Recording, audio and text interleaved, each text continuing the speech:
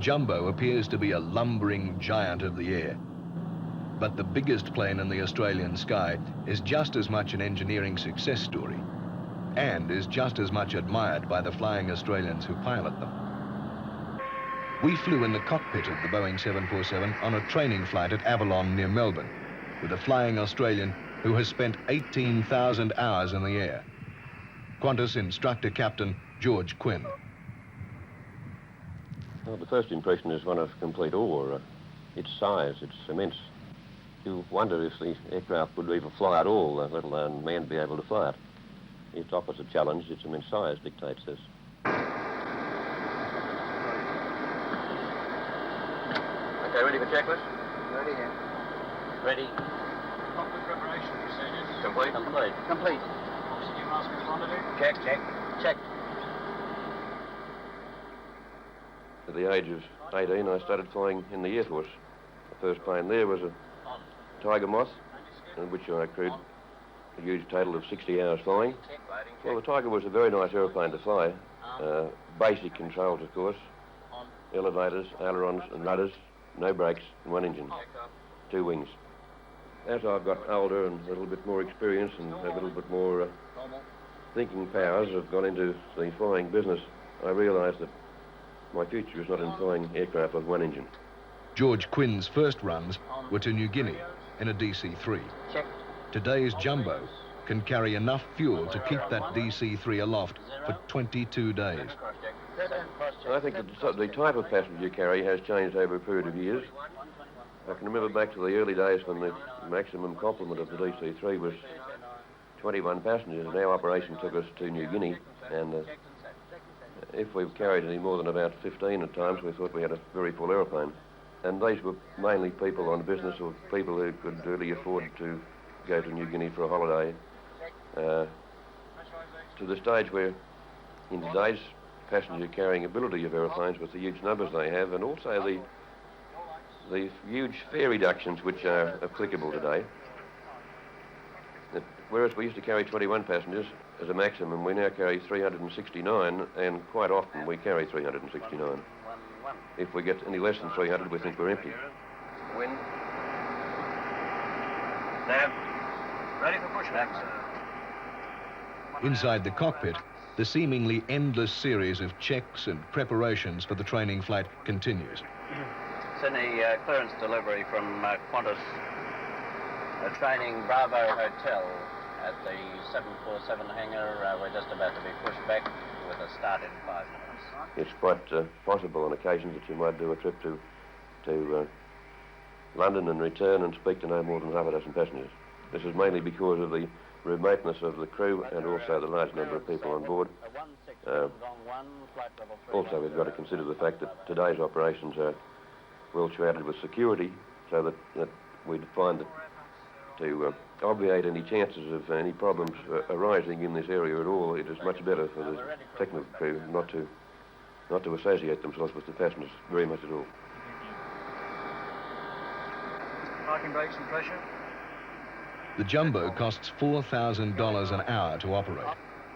On the ground, it's more economical to move its massive 260 tons by using tugs, worth $250,000 each.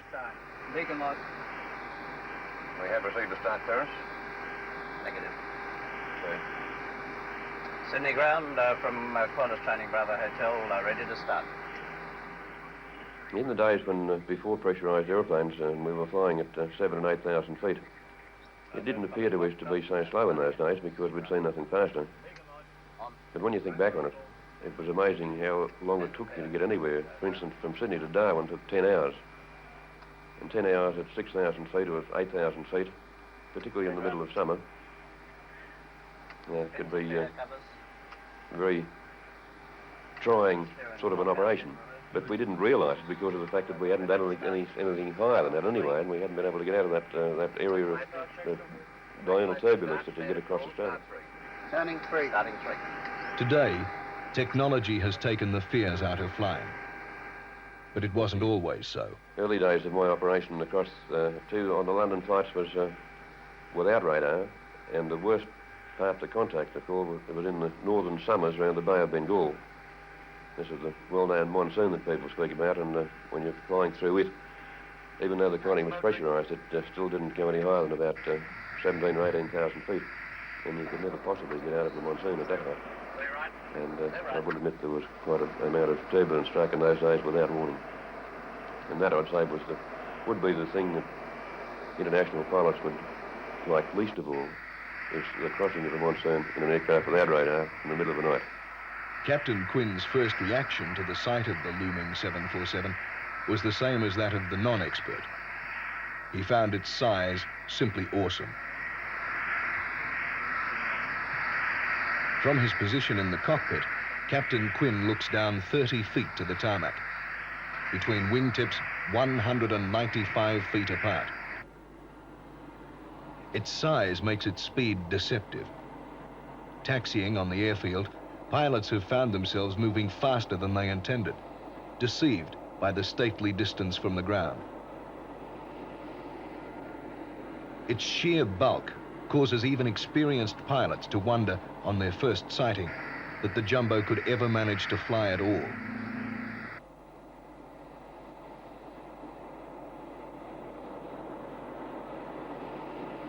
But as it begins to roll down the runway towards takeoff, it becomes an entirely different machine.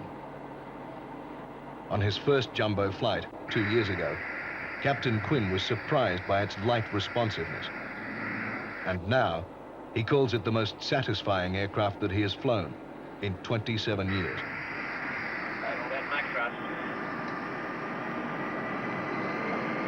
Windscreen wipers on, thank you.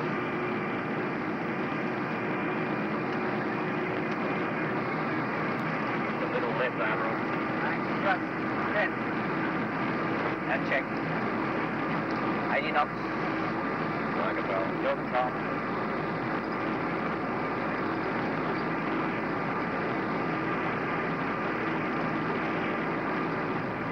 V1.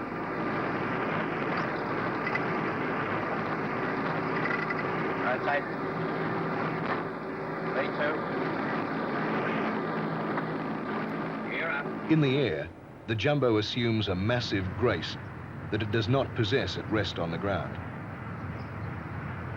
The 747 on this training flight is approaching and touching down without the pilot's guiding hand, using a new automatic landing system that may soon be introduced for bad weather landings.